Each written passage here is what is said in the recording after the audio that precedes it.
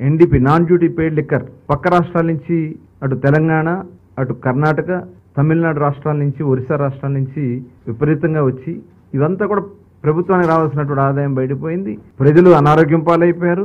Illicit liquor కూడా విపరీతంగా పెరిగిపోయింది. ఇవన్నీ కూడా పరిశీలించిన తర్వాత గౌరవ ముఖ్యమంత్రి గారు ఒక బెస్ట్ పాలసీ, గతంలో కూడా 94 తర్వాత అప్పుడున్నటువంటి విధానాల్లో మార్పులు చేసి దేశంలోనే ఆదర్శంగా నిలిచింది. ఆ రోజున దేశంలో ఉన్నటువంటి అన్ని రాష్ట్రాల్లో వచ్చి ఆంధ్ర రాష్ట్రంలో చూసి ఎలాంటి పాలసీ అమలు జరుగుతుందని ఆ రోజు చూశారు. దాన్ని కూడా దృష్టిలో పెట్టుకుని ఒక బెస్ట్ పాలసీని తయారు చేయడం కోసం మా కమిటీ సభ్యులందరం కూడా డిపార్ట్మెంట్లో కూడా వాళ్ళు కూడా అధ్యయనం చేశారు.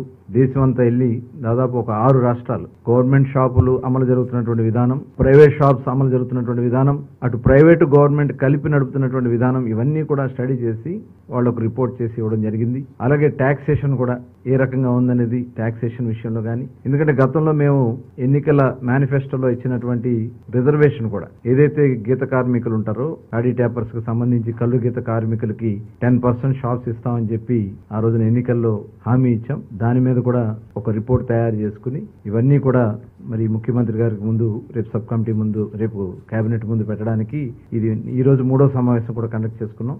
ముఖ్యమంత్రి మొత్తం 4 సమావేశాలు అయినాయి. రేపు కేబినెట్ ముందు మా ప్రపోజల్ దీన్ని మరి పెట్టాలని చెప్పి నిర్ణయించుకున్నాం.